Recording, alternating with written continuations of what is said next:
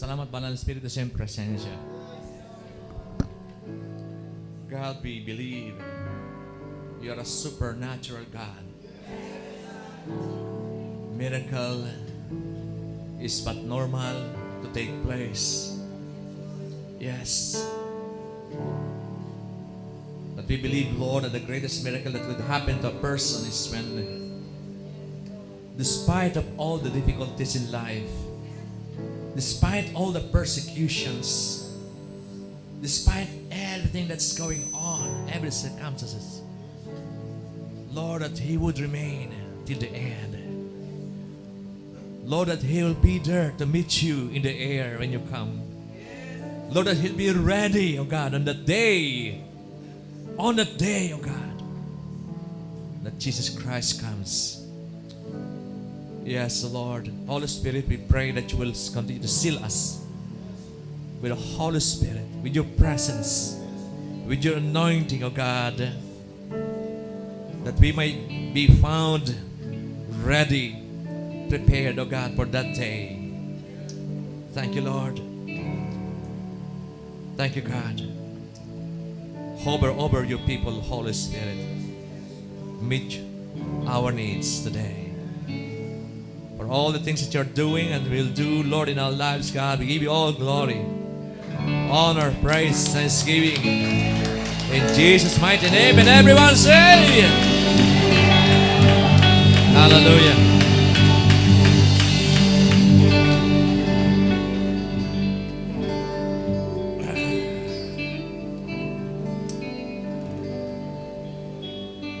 Okay. Magandang umaga po sa inyo lahat. Wow. Okay yung praise natin, ah. Talagang mensahe na yung praise na yun.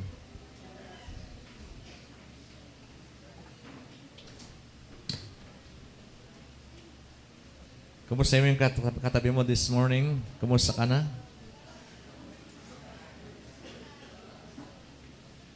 Where is your atmosphere? Tanongin mo, where is your atmosphere? Where your atmosphere? Sige, tabi mo katabi mo. Where your atmosphere? Isuot mo palagi yung iyong atmosphere. Huwag mong huhubarin yan. Alright? Grabe. There is an open heaven above us right now, and the Spirit of the Lord is moving. There's no limitation as what God will do in our midst today, because our God is a God of miracles. Our God is a supernatural God, and we expect Him to work a mighty work, to speak to us as we remain in His presence. Yes, Lord. Thank you, God. Hallelujah. We are on our 4th week sa ating theme na dedicated for eternity. For those of you who just came for the first time, meron tayong tema for this month, dedicated for eternity. And our topic for today will be, don't get lost in your journey.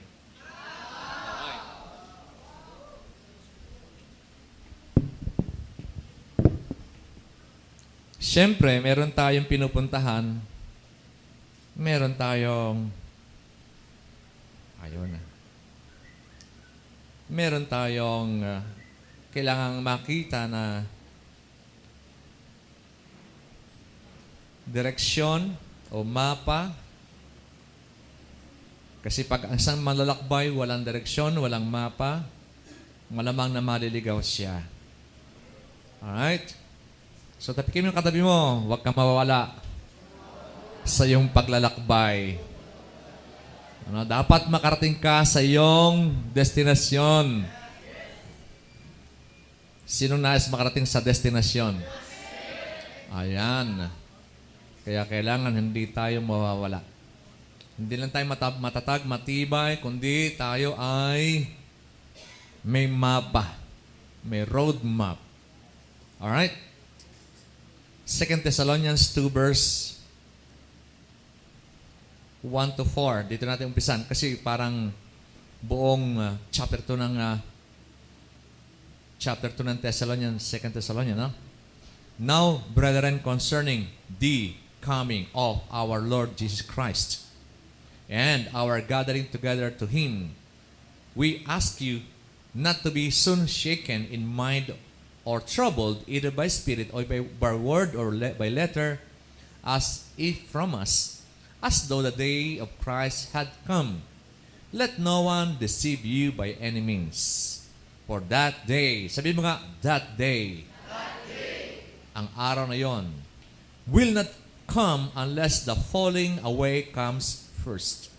And the man of sin is revealed, the son of perdition, who opposes and exalts himself above all that is called God or that is worshipped, so that he sits as God in a temple of God, showing himself that he is God. So, maliwanag yung ating roadmap dito sa chapter na to, no? Sabi rito, huwag tayong maging mangmang sa pagdating ng Panginoon, ang ating pagtitipon sa Kanya o yung rapture. Huwag tayong mayayanig. Pag sinabing, andito na si Lord, huwag kayo mayayanig. Walang makapagsasabi, andito na si Lord. Hindi. Pagdating ni Lord, andun ka na lang talaga. No? Sabi nga, voice of our archangel, the trumpet will be sounded. And then, our bodies will be changed.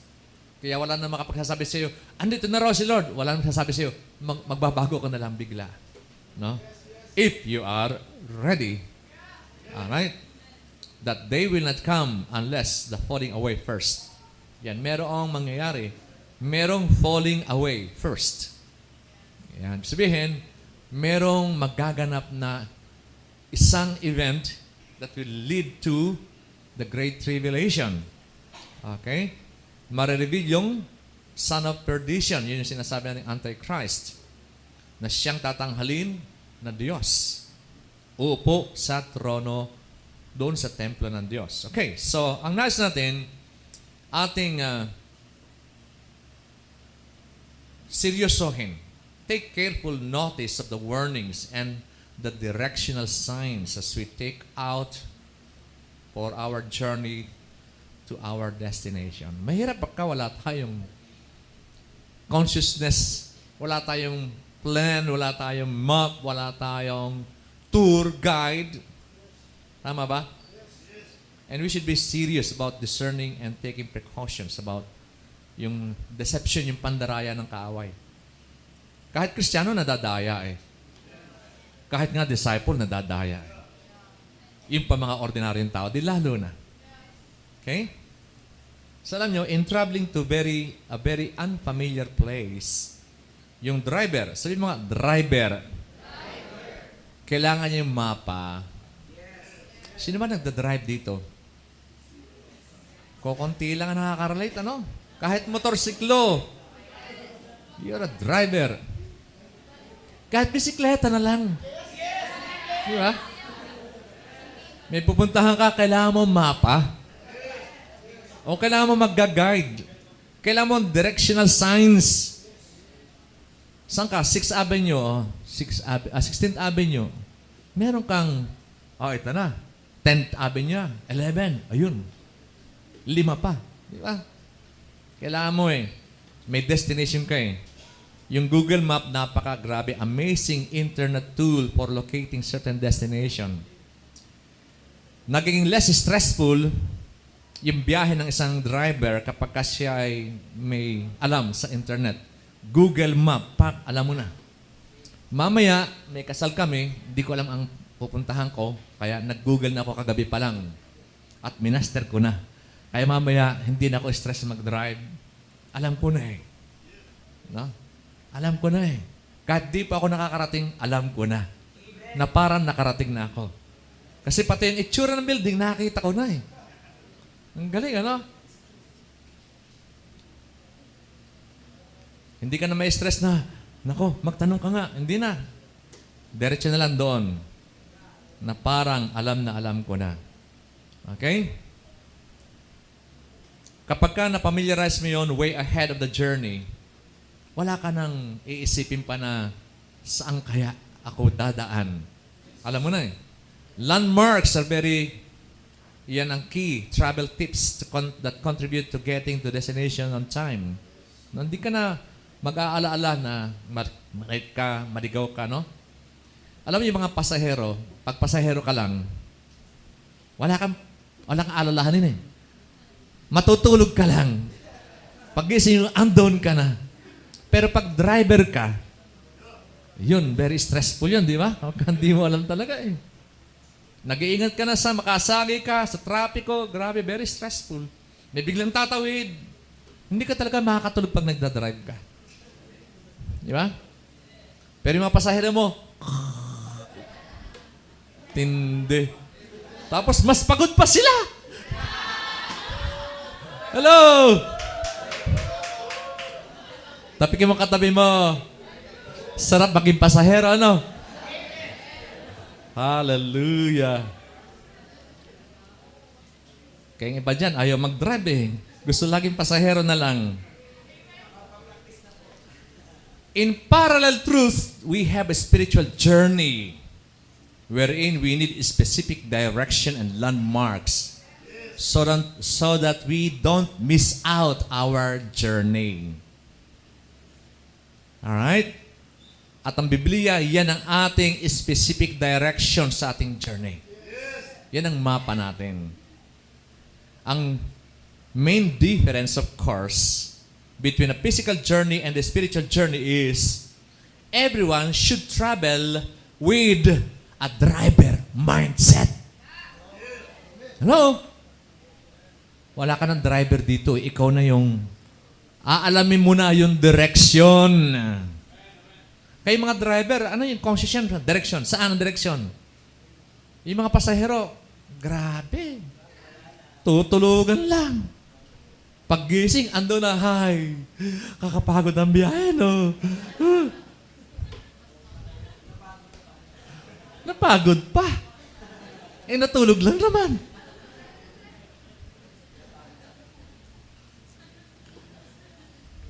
Bakit nga ba ganon? Pero sa spiritual journey, hindi po pwede na passenger mindset ka pa rin, hindi po pwedeng tulugan yan. Dapat you have the driver mentality, conscious ka saan ka dadaan, ahead pa lang, aalamin mo na kung saan ka dadaan. Baka salit na shortcut, malongkat ka, ay nako, di ba? Alam mo na, yung mga landmarks, importante yung landmarks. Saan kayo? Diyan sa may Ali Mall. O, di ba yan ang landmarks eh? Pag sinabi landmark, yung mga famous na mga lugar na hindi talaga maliligaw. Okay? Everyone. So, dahil ikaw na yung driver, dahil meron ka na driver mentality, conscious ka na sa direction. Alright? Everyone should be keen and conscious of the warnings and landmarks so as not to get lost in this journey. Tapikin mo katabi mo, you are on a spiritual journey. You don't have any driver? Sige, sabi mo, you don't have any driver? Wala ka ng driver? So you should have the driver mentality. Know the warnings and the direction. Hello?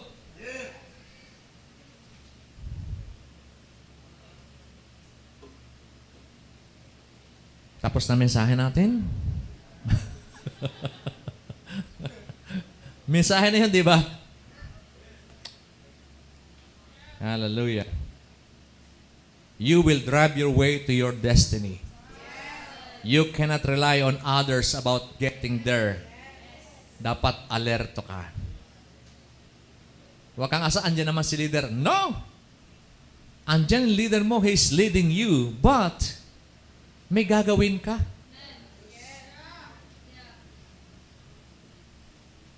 So we should understand the times and season. While the Bible provides us an assurance that once we surrendered our lives to the Lordship of Christ Jesus, we have nothing to worry about getting to our destiny. Yeah? John 14:6 says, sabi ni Lord, I am the way, the truth. So kung alam mo si Lord, alam mo yung daan. Kaso hindi pa naman ngayon eh. Merong time element. Maghihintay ka. Kaya doon sa time element dyan, maraming nag-fail. Hello? Mabuti sana kung ngayon lang dumating ang Lord. Siguro, handa tayo lahat. Di ba? Kaso hindi natin alam kung kailan eh. The main concern is knowing the day or the hour of the Lord's coming. Pero hindi given yan eh. The time element is intentionally hidden. Bakit kaya hindi sinabi ng Lord? Etong reason. Intentionally hidden in order to test our commitment, perseverance, and faithfulness to our calling. Yun ang reason. Yung ating commitment, yung ating perseverance, yung ating faithfulness sa ating calling. Kasi kung walang test, then, baka makalusot sa langit yung hindi totoo, yung mga peke na Kristiyano. Hello? Walang peke na Kristiyano makakapunta roon. Yun lang totoo. Kaya nga sinasabi, bakit siya ganun? Bakit nawala? Ay, ang tibay-tibay niya na. Bakit nawendang? Bakit? Yun nga, hindi ba? Dahil nga hindi nakakonect sa kanyang eternity. No? Mali yung signal. Hello? Kaya napakalaga na maunawaan natin, kaya hidden yung time element na yan is because God is testing our commitment, our perseverance. May mga hirap, may dadaanin kang pagsubok eh. Kaya nga, I said, the greatest miracle is for a person to be there when the Lord comes. Bakit? Kasi healing. Na-heal nga. Wala naman sa rapture. Tama ba? Na-provide nga yung mga provision, pero nawendang naman. Hindi great miracle yon. The greatest miracle is when we are there, when the Lord comes. When you are preserved. And it's not only the Lord who's preserving us, but may part tayo dun eh. Hindi po pwedeng si Lord na lang, si Lord, Lord, ingatan mo ako, i-preserve mo ako. Ay kung ang ginagawa mo naman ay, grabe ka naman, absent ng absent sa cell group, sa training, hindi nagdi-disciple, hindi nag-i-invite. Paano naman yon? Nawala atmosphere, biglang tohing ka. Atmosphere there! Yo!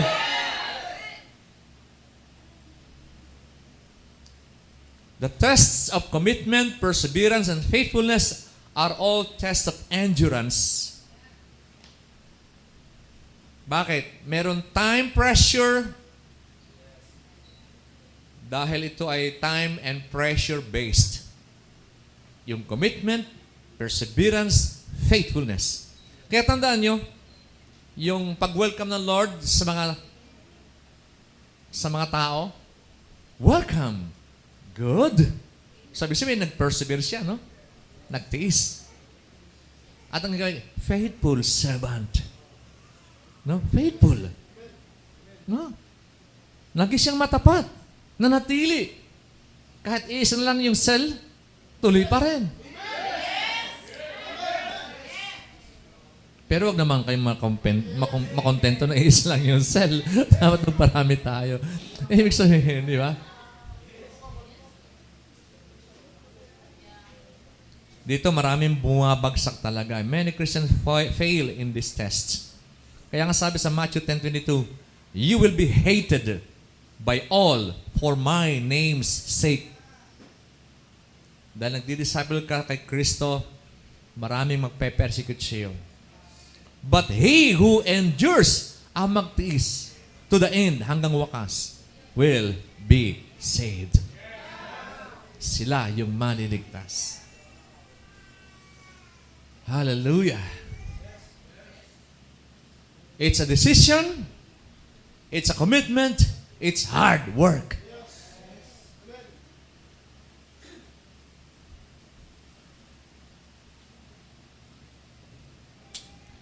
These are the components of patiently waiting. Yan, pag sinabi, patiently waiting. May pagtitiis dahil naghihintay. Nagtitiis dahil naghihintay. Hanggang kailan? Di natin alam. Wala ngang time frame eh. Pero we can know the times and the season. We can know the season, the times and the season. Hello? If we do not develop these qualities of, ano yun, sinabi natin? Commitment. Endurance. No? Patience. Nako. Kailangan natin to. Kaya mga walang pasensya, nako, sorry na lang. I-develop na natin yung pasensya. Yung pagtitiis, sorry na lang kung wala kang pagtitiis. Konting init lang, ayaw mo na. Konting lakad lang, pagod ka na, ayaw mo na. Konting assignment lang, ayaw mo na. Huwag ganon. It's a decision, it's a commitment, it's hard work. Okay? Be dead serious in your calling. Be dead serious. Kaya nga sabi, worth dying for ang calling ni Lord. Yung sabihin ng dead serious, it's worth dying for. Ipinaglalaban natin. Woo! The Christians of the early centuries suffered much persecutions. Those were the times when the epistles of Paul were written. Ito, ang epistle nito, isinulat ng time na yun. Kaya very relevant sa nila. Pero, wala din naman pagkakaiba. Ngayon, kumbaga, may persecution, meron din mga hardship ngayon eh. They were very anxious about the coming of the Lord because of the severity of life's hardship they faced during those days. Napakatindi. Umaalis sila sa lugar nila. Hindi nga lang nila na minsan nadadala mga gamit nila dahil sa persecution eh. Paano yung lupa na bahay nila? Wala na. Kumpiskado ng gobyerno. Kaya sinabi yung diaspora na sila nangalakad na. Wala na. Nagkawatak-watak ng bawat pamilya. Pagka ay hinahabol, hindi ka na makapaghahanda. Kung ano lamang meron ka, yun na lang. Yun ang essence ng Festival of the Unleavened Bread eh. You must always be ready to go when the Lord tells you to go. No? Yung hindi mo na nalagyan ng libadura, hindi na umalsa. Yun ang essence ng ano eh. God's calling on us is or requires yung readiness. No? Kaya nung umalis sa mga Israelites sa Egypt, yung the Festival of the Unleavened Bread. No? Nagmamadali. No? Ayan. Walang pagkaiba naman halos sa atin na sa kanila dahil tayo din naman we suffer difficulties. Mari hindi persecution pero lack of funds, finances. You have to walk, you have to go hungry sometimes. Kaya noon ang mga Kristiyano, gustong-gusto, Lord, dumating ka na. Ganon din yun, di ba? Lord, dumating ka na, hirap ng buhay. Lord! Gusto natin, bukas rapture na eh. Kung maaari lang. Hallelujah. Tapingin mo katabi mo, sabihin mo, be patient.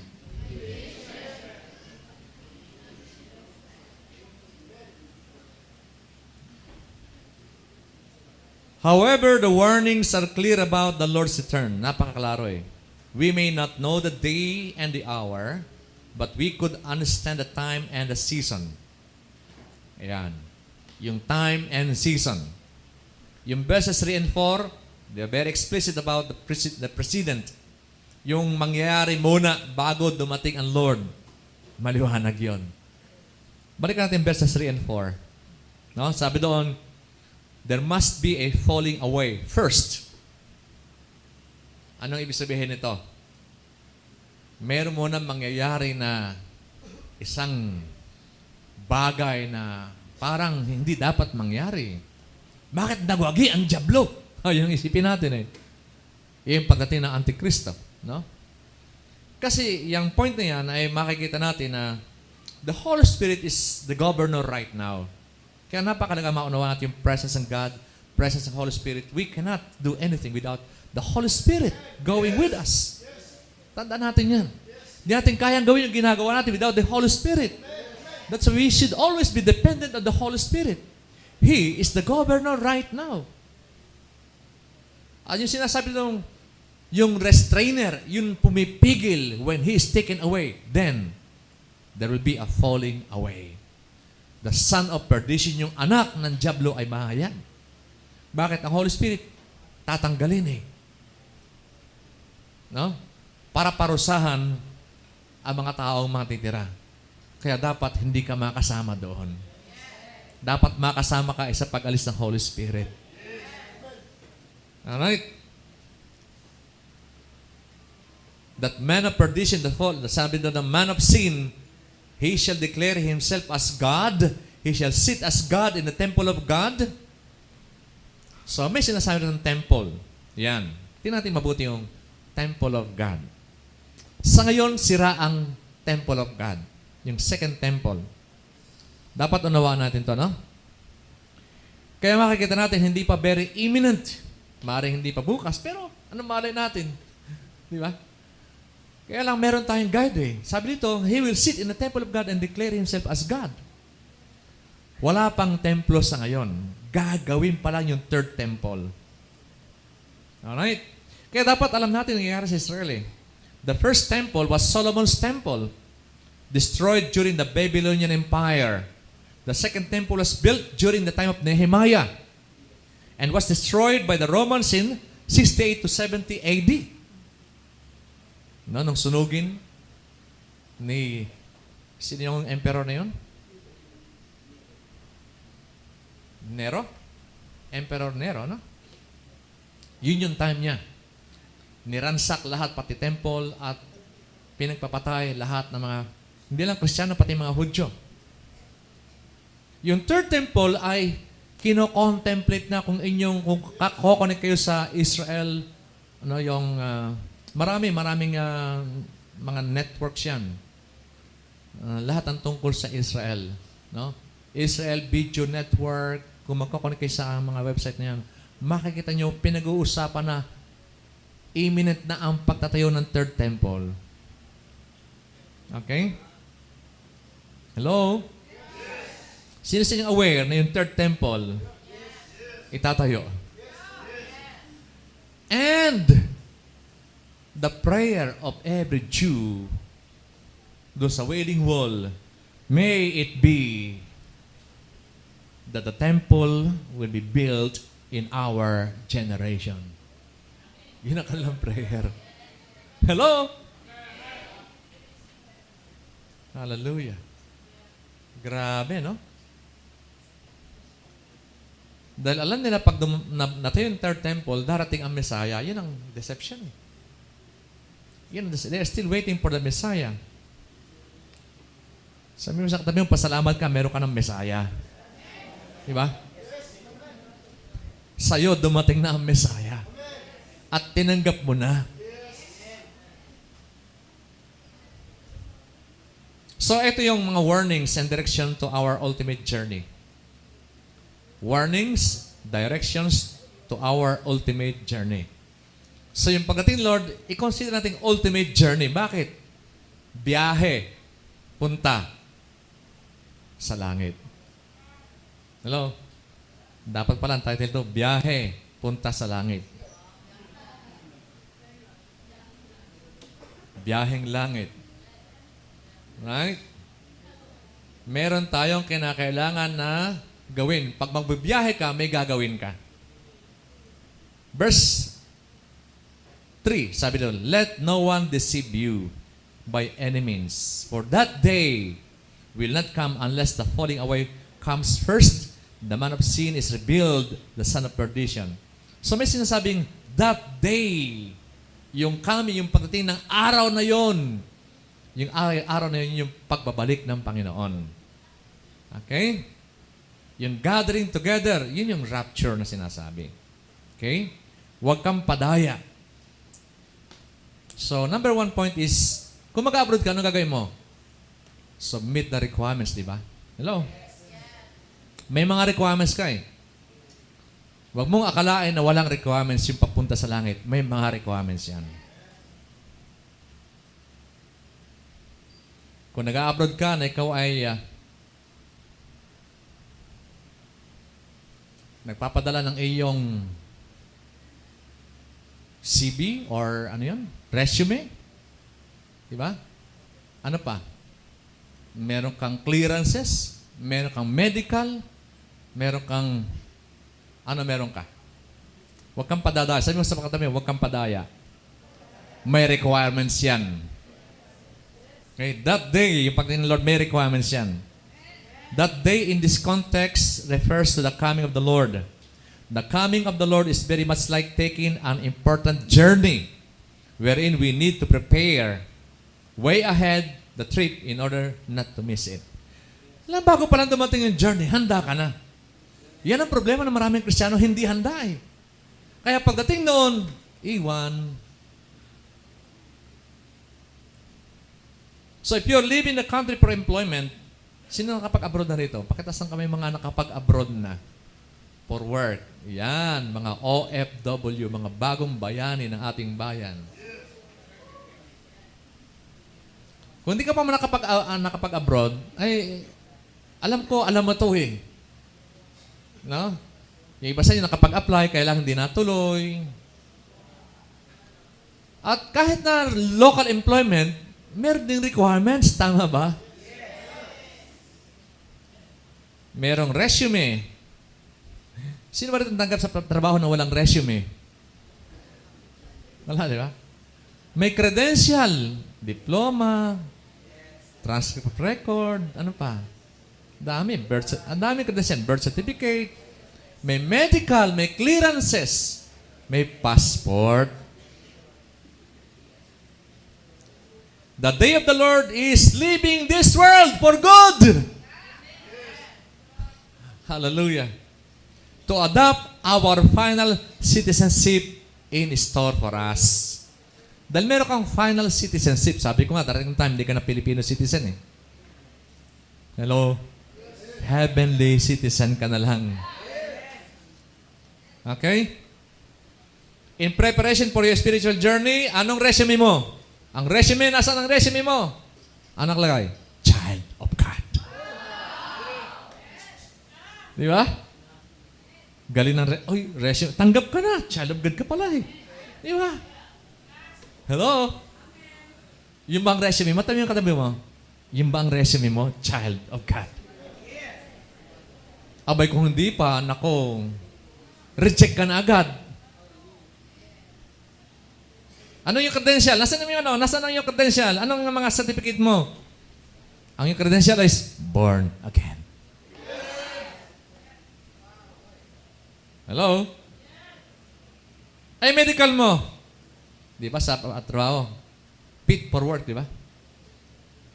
Ang ating medical is spiritually fit for heaven. Matured eh, di ba? Na-transform eh. Wala na yung dating ugali. Hello? Clearance mo, may NBI, may police. Dito, anong clearance? Washed by the blood. Clear na clear. Wala natira kahit ispat lang. Hello? Ang passport, anong nakalagay? Anong citizenship? Anong citizenship dyan? Heavenly citizen. Oh. Yan ba yung requirements natin ngayon? Kompleto ba requirements? Hello?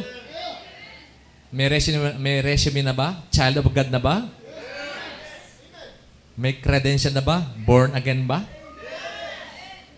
A medical? Spiritually fit for heaven? Baka for earth only ha?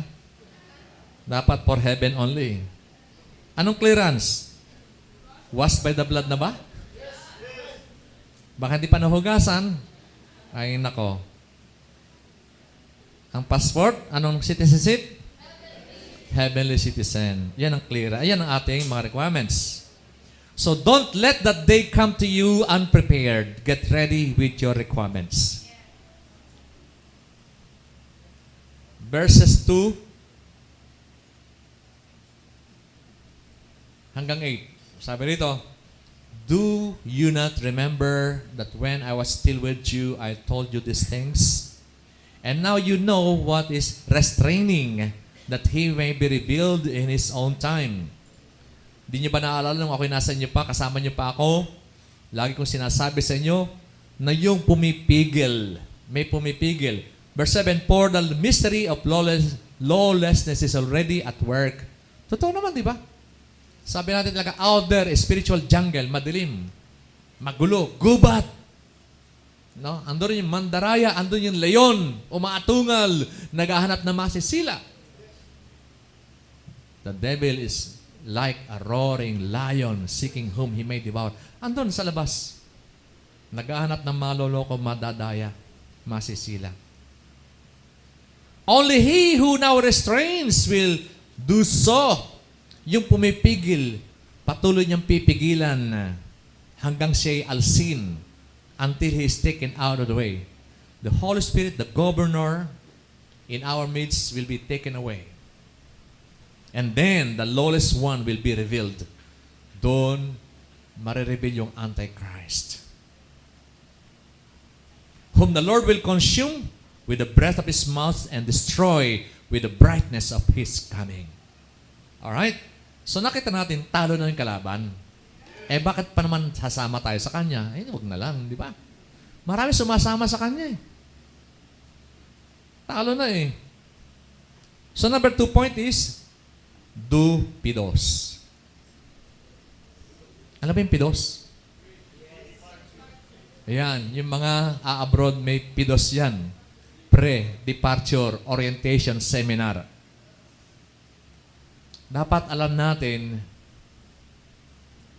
yung kultura, pag sinabing pidos, kasi yung kultura ng pupuntahan mong bansa, hindi mo alam. Nung kami pumunta ng Saudi, nagkaroon kami ng pidos. Bakit? Importante eh. Yung kultura doon, di natin kultura, kaya pagka ikaw ay nandoon, ligaw ka. Ano? Ang kultura doon, pagka tumingin ka sa babae, kukulungin ka ng pulis. Kaya may mga taklob yung mga babae doon eh. Ang kultura, pagka nag-short ka, nako, kulong ka. Pag nagdamit ka ng fitting, kulong ka. Pag hindi ka nagsuot ng kanilang burka, kulong ka.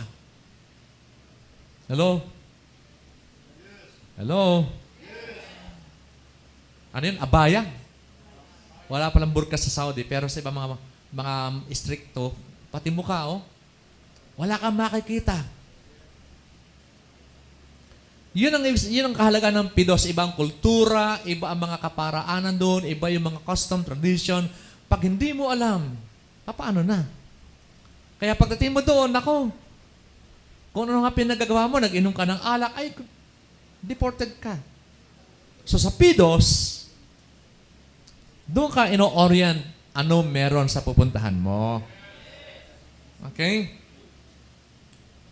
Yung pre-departure orientation seminar will prepare you to embrace the culture, customs, and traditions of the host country. Otherwise, if you have no pidos or orientation, you will be a complete stranger to that country. Pupunta ka ng langit, hindi ka na pidos. Abadi. Hindi pwede. Bakit? Estranghero ka doon eh. Hindi ka citizen, estranghero ka. Ba't ka naman papupuntahin?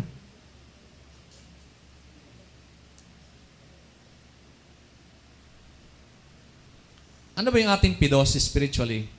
Ang pidos mo ay yung discipleship process. Minamindset ka sa kingdom, tinatransform ang character, dahil pagka-dispalinghado character, hindi pwede. Pagka hindi kingdom mindset, hindi rin pwede. Iba nga custom and tradition doon eh. Iba kultura doon eh. Paano naman? Matampuhin? Walang pwedeng matampuhin doon. Please. Hello? Maraming bisyo? Hindi pwede may bisyo doon. Wala talaga. Kaya ating discipleship training, yan yung ating pidos. Binabago mindset, tinatransform ang buhay, no? Tinuturuan ko ano yung dapat natin gawin. Mag-serve ka. Servanthood. Hindi yung bossing. Magpakumbaba ka. Hindi yung arrogant and punong-puno ng pride. Yan ang pinipidos eh. Pag di nabago sa pidos yan, nako, grabe. Hallelujah. Hindi po pwede. Know that you have to leave this world and leave it for good. And leave everything behind. Dapat tandaan natin. Kaya, don't live on earth as if this is your permanent resident. Yun ang point eh. Huwag mong ituring ang mundong ito na ito yung permanent resident mo kasi ang ganda na ng bahay mo. Wow. Heaven na. No? This is not home yet. May isang missionary umuwi. Pag uwi niya sa barko, missionary, grabe, mayroong bandang sumalubong. Pero hindi naman siya ang sinalubong ng banda. Isang importanteng tao. Naisip niya, Lord, bakit yung mga politiko niyan, grabe, sinasalubong ng matindi. Sabi ng Lord sa kanya, Son, you are not home yet. Hello? So, wag tayong masyado na, alam mo yon, parang, kung komportable ka na sa buhay, don't consider this as a permanent resident. No. You have to leave everything behind. Okay? This is not where you belong permanently. This world is ruled by lawlessness. Yan ang totoo.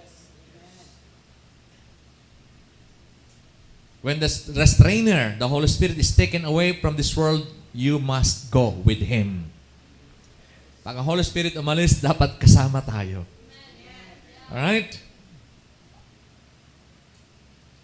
Next, verse 9 and 10. The coming of the lawless one is according to the working of Satan. Ayan, klaro na, no? With all power, signs, and lying wonders. And with all unrighteous deception among those who perish. Because they did not receive the love of the truth, that they might be saved. Verse 11. And for this reason, God will send them a strong delusion. Grabe. Dayang-daya nang hindi alam. That they should believe the lie, that they all may be condemned who did not believe the truth, but had pleasure in unrighteousness.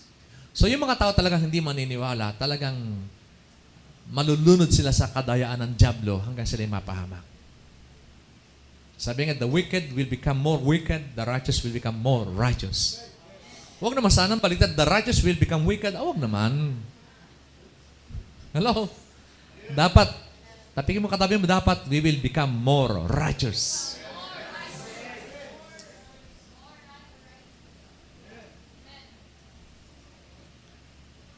The lawless one is already at work. Akala natin hindi pa, ay, matagal na. And people are so naive, they don't recognize him. Yan ang problema. Walang kamuwang-muwang, napaka-inosente ng mga tao. Na matagal nang tinatrabaho ng dyablo ang mga tao. Naranasan natin yun, di ba? The world system is ready to receive yung Antichrist. Alam niyo yung barcode system ng mga produkto, araw-araw bumibili ka ng produkto, ballpen, papel, sapatos, kahit ano. Pagdaan mo sa case sa teller, di ba? Tit, tit. Barcoded lahat yan eh.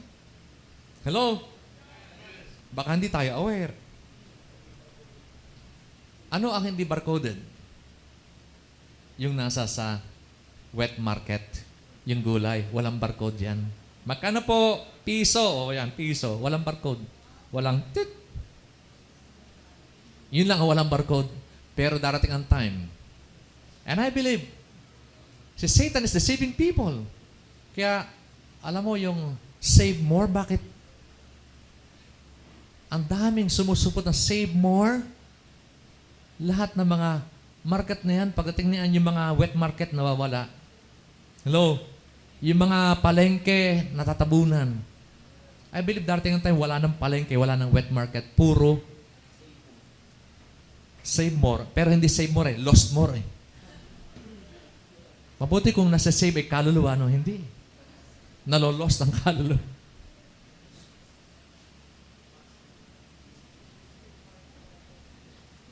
Yung barcode, kung ating pag-aaralan, dyan na lahat yung information sa produkto. Saan ginawa, anong category, anong produkto, anong line item, magkano, andyan na lahat sa barcode. Kaya, kung ating titingnan yung barcode, lalo yung lumang barcodes, makikita nyo doon. Ngayon kasi iba na Iba na tsura. Square na ang tawag na doon. Hindi na barcode Mas sikreto na ngayon. Kaya hindi mo na makikita yung 3 long lines sa beginning, sa middle, sa huli. Noong una, ganun lang Middle, beginning, lahat ng number na 6. 6, 6, 6. Prepared na lahat. Noon pa, tagal na. Ilang dekada na nahanda yan. Yung internet na libre, tuwan-tuwa tayo libre ang internet. FB libre. Anong purpose na yan? Para kunin data natin. Kaya yung database mo, ando doon na. Hello?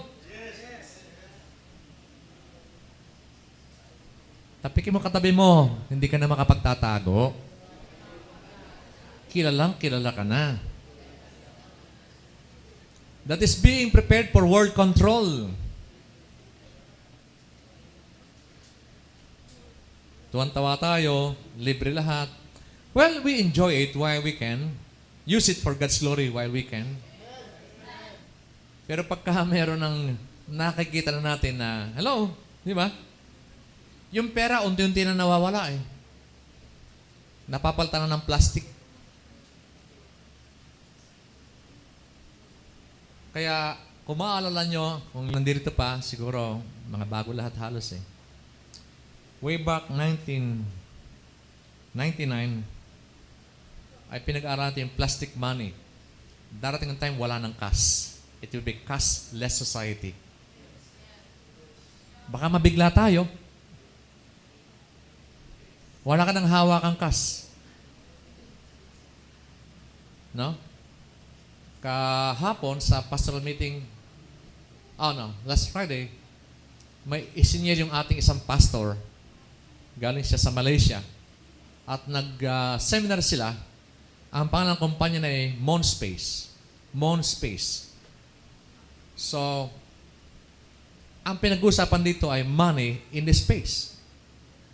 Parang Mondex, money in the right hand. Narinig natin Mondex? Yan, may kontrol lang natin mga credit card. Mondex yan. Mga ATM, Mondex yan. Ano yung sabihin ng Mondex? Money in the right hand. Hello? Dex is right hand. Money in the right hand. Yun naman, Monspace. Money in the space. Wala nang banking system na digital money na lang nangyayari. Sa ngayon, hindi pa halata, pero wag na tayong mabigla. Hello? Kaya natin pinag-aaral lahat ito para lahat tayo maging aware. No? Maging aware tayo anytime, biglang pumutok yan, poop! Wala tayong magagawa. I heard na yung Obamacare, nung napating si Trump, ay nireject ni Trump. Pero hindi na pala pwedeng i-reject dahil batas na Kaya tuloy na rin yung implantation of microchip. No? Kaya very subtle ang job law. Handa na lahat Kaya, we should be ready. We should be prepared to leave this world. Babalik din naman tayo pagkabago na yung mundo. Hello? Nakaplano lahat yan. Pero for the meantime, aalis muna tayo. Lilinisin ni Lord. Susunugin ng apoy. Gagawin bago.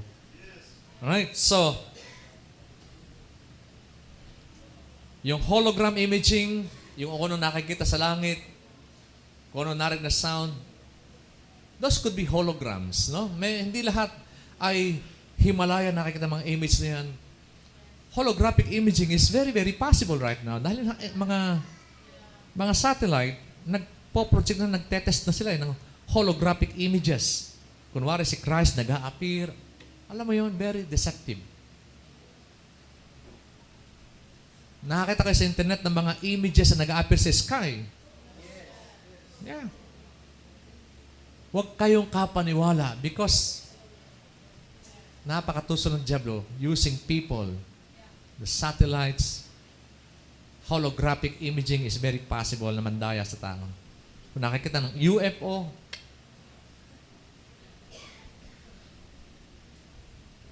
hallelujah. So, anong point number 3 natin? Avoid pictures. Yan pa nag-apply ka, huwag kang apply ng gagamit ng mga picture. Ano yung picture? Papasok ka pa lang. Grabe, magpapasport. Dito po. One day lang. Di ba? Ganun eh. May contact po tayo malakas sa loob. Sabi ko, papasok ka naman, may mga guardian naman. Ba't naman guardian to? Hindi paghuhulin to mga picture na to. Nakalagay, don't deal with picture. Di hulin yung picture. You deal with picture dapat. Di ba? Why don't the police deal with this picture? Bakit binabayaan nandun sa labas ng institution? Hello? Ganun din ang Diablo eh. Paglabas doon sa church, ang daming picture. Mga Diablo. Hello? Hello? Sabi mo sa atin mo, don't deal with pictures. Tara na, pasyal na tayo. Tara na, gimmick na tayo. Tara na, libre daw ngayon ng yung bang...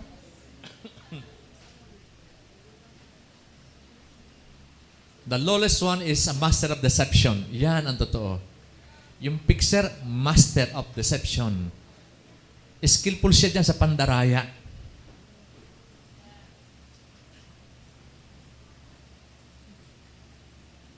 Kaya nga siya ay merong lying wonders.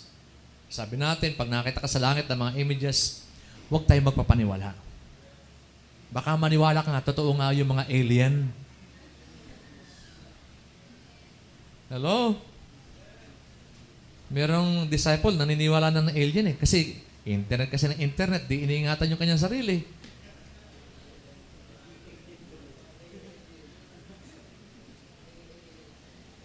Magiging alien ka sa kingdom, lagot ka. Hello? Huwag padaya para hindi maging alien sa kingdom, ha?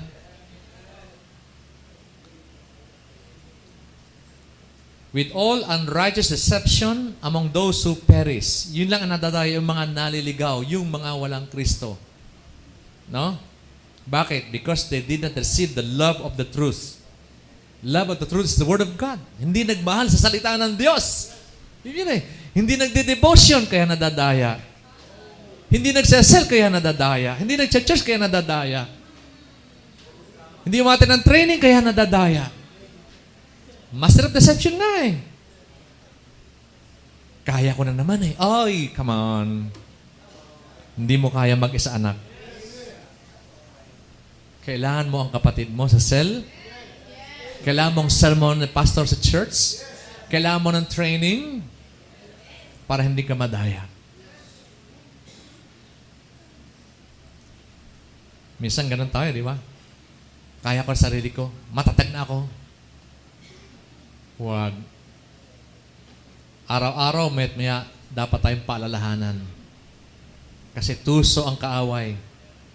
1 minuto ka lang makawaglit, huli ka na. Alright? Kaya sinasabi, di ba, be watchful. Alright? Kaya sabi that God will send them a strong delusion. Si Lord na mismo ang siyang papabayaan na sila na malunod sa kapandarayan ng Diablo. Kung ang tao'y hindi magmamahal ng salita ng Diyos. Kaya delikado eh. The moment we neglect our Bible, paano kung wala ng Bible? Asin yung Bible? Memoryahin mo na ngayon na mayroon pa. Memorize as many as you can. I-absorb mo lahat na makakaya mo while you still have the Bible. No? Ang Bible, yung printed, pinalitan na ng digital. Lahat. Nasaan ang Bible mo? Andirito po. Pag nag-blackout, nasaan Bible mo? Wala na po. Hello? Dapat may printed Bible ka pa rin.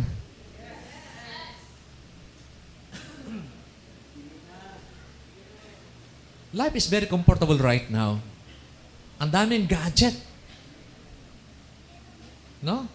Nasa gadget yung mga Bible lahat. Yung nga paano kung mawala yan? Parang natauhan din ako doon. Dapat pala, ipiprint ko lahat ng may hard copy na lahat ng mga, tama ba? Mga mensahe na dapat i-hard copy natin, no? Dapat pala, ilibro natin lahat ng mga messages na ito, no? Dapat pala yung ating mga journal, hindi sa Bible, hindi sa cellphone, ano? Ayan, yung mahilig mag-journal, mahilig mag-notes sa... Paano kung blackout? Paano na-set ng EMF? Walang kuryente. Blackout lahat. Tapigin mo katabi mo, kapatid, mag-isip-isip ka na.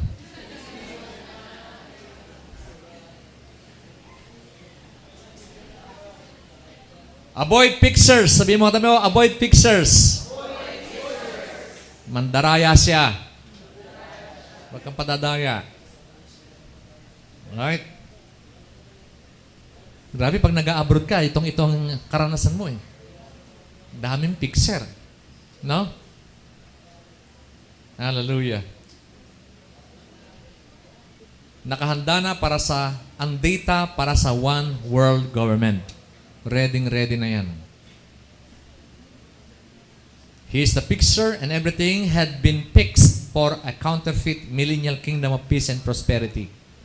Hindi ang pangako nila eh. Peace and prosperity. Yan ang pangako ng one world government. Pero, counterfeit. Ang totoong peace and prosperity darating kapag si Christ mismo ay bumalik, naghari dito sa mundong ito. Alright? Kaya kung anong gagawin ng Lord, uunahan na ni Satanas. Kaya yung mga hindi handa, madadaya. Tanda natin yan, no? Lagi merong counterfeit si Satan. Kaya, mahalaga yung love of the truth or the love for the Word of God. Yun ang napakahalaga. Number 4, verse 13 to 14. But we are bound to give thanks to God always for you, brethren, beloved of the Lord, because God from the beginning chose you for salvation through sanctification by the Spirit and belief of the truth, to which He called you by our gospel for the obtaining of the glory of our Lord Jesus Christ. So, kailangan, meron tayong visa. Secure your visa. Dahil pag wala kang visa, walang visa. Ba? Reject ka. Pursue sanctification. Yan ang visa. Sanctification is holiness. It is marked by the seal of the Holy Spirit. Si Lord ang may alam niyan eh. Ang Holy Spirit. Sabi nga sa Scripture, we are sealed by the Holy Spirit when we receive Christ. May selyo ka na eh. Pero kung tayo hindi undergo ng sanctification process, matatanggal yung seal na yun. No? Pursue sanctification. Your visa is your sanctification, sealed by the Holy Spirit. The Lord knows those who are His. Okay? You have been sealed to the day of redemption. Continue to work out your salvation with fear and trembling. Don't allow the devil to steal you away from by being complacent in your faith. Yan ang problema eh. May time pa tayo ng panghihina, panlalambot, pagbabakasyon sa Panginoon. Hello? Sabi mo sa katabi mo, huwag ka magbabakasyon sa Panginoon, ha? Baka magtuloy-tuloy yan. Mawala ang bisa. Nauunawaan niyo ba yung sinasabi ko mga kapatid? Atin lang ginagawang practical para madali nating ma-absorb, maunawaan. Kasi lahat ng ito, kailangan pagdaanan natin. No? Pag tayo nagpadaya, ano pa meron? Di nga ba sinabi natin na yung ginawa ng mga the prophets of old, Abraham, Isaac, Jacob, lahat ng yan. Hanggang sa dumating yung New Testament, lahat ng mga disciple, lahat sila naghirap. Kumbaga sa lupa, inararo na, inihanda na, tinanggal ng mga damo, ang mga bagay, ang mga bato, nilinisan, at tinamnan. Eto na ngayon, time ni Lord, tinamnan, tumubo, inalagaan, nagmature, bumunga, niluto. Sa panahon natin, nakahain na lang sa lamesa, kakainin na lang natin.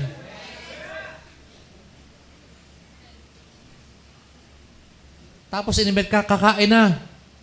Ay, teka, sandali lang ha. Kasi may binili akong lupa. Akin mo na. Ay, teka, bagong kasal ako. Hindi muna ako, kakain na lang. Ang dahil pang dahilan. Hello? Pasalamat tayo sa panahon natin, kakain na lang tayo. Tapikin mo katabi mo, sabi mo, napakapalad mo talaga. Napakapinagpala mo talaga. Sa henerasyon na to, ikaw isinilang.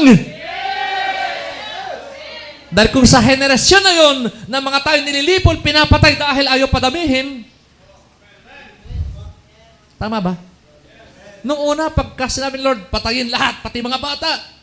Pinapatay talaga. Kasi wala pang salvation noon eh. Pati mga hayop patayin, lahat lipulin. Grabe, yung extrajudicial killing noon, matindi. Hello?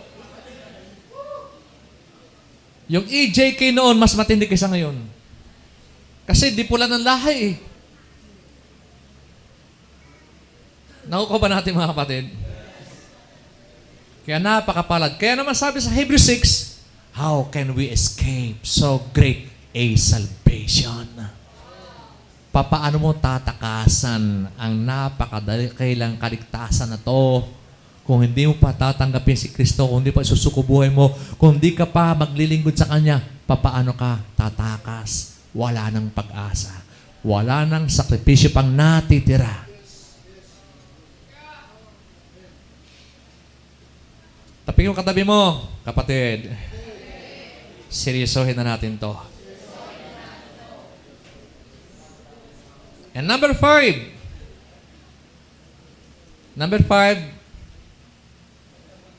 secure an open-dated ticket. Bakit open-dated? Wala kang date eh. Kung kailan darating si Lord eh. Hello? Sabihin, be established. Dapat kampante ka na ngayon na anytime dumating si Lord, may ticket na ako. Amen? Anong oras? Magtrompeta si Lord. Sumigaw ang malakas ang anghel. Ready ka na. Ready to fly. Taping katabi mo, ready to fly ka na ba? Verse 15, therefore, brethren, stand fast. Hold the traditions which you were taught. Manindigan ka na. Whether by word or our epistle. Now, may our Lord Jesus Christ Himself and our God the Father who has loved us and given us everlasting consolation and good hope by grace, comfort your heart. Panatag ka na. Bakit?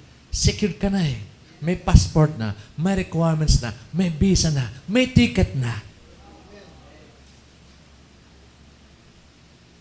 Your open-dated ticket is your readiness for the flight at any time the Lord comes.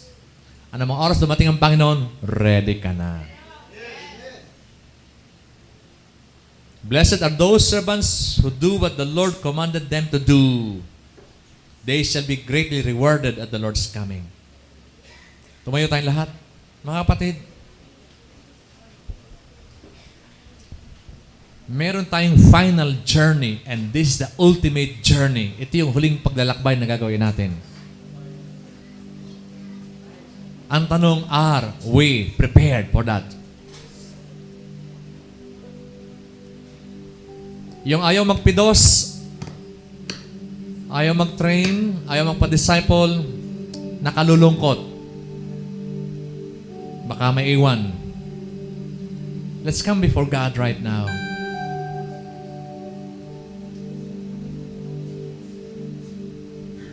Alam ko may mga requirements na kayo, karamihan sa inyo, sa atin may mga requirements na. You know your identity, you know that you're a child of God, you are born again, spiritually fit for heaven, washed by the blood, heavenly citizen.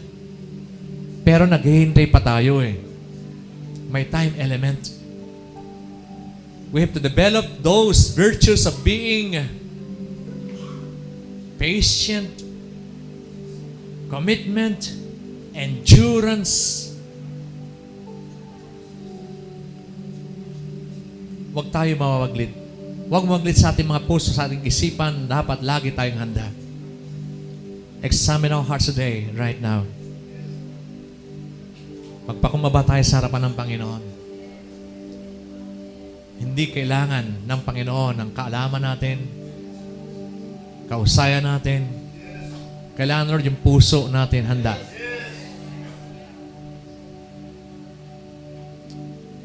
Panginoon, maraming salamat po, Panginoon, sa iyong salita na nagpapahayag sa amin ng mga warnings and direction. Kailangan namin, Lord, sa aming ultimate journey. Dalan ko, Panginoon, na bawat isa iyong kausapin sa likskin. Ihanda, O God, upang hindi po kami maiwan sa namang kadahilanan, O Diyos. Alam na namin, now we know, now we are responsible. Dalayan ko, Lord, ang pinakadakilang himala ay mangyari sa buhay ng bawat isa. Ang bawat isa ay makatayo sa iyong harapan sa araw na yaon, O Diyos. Salamat po, God.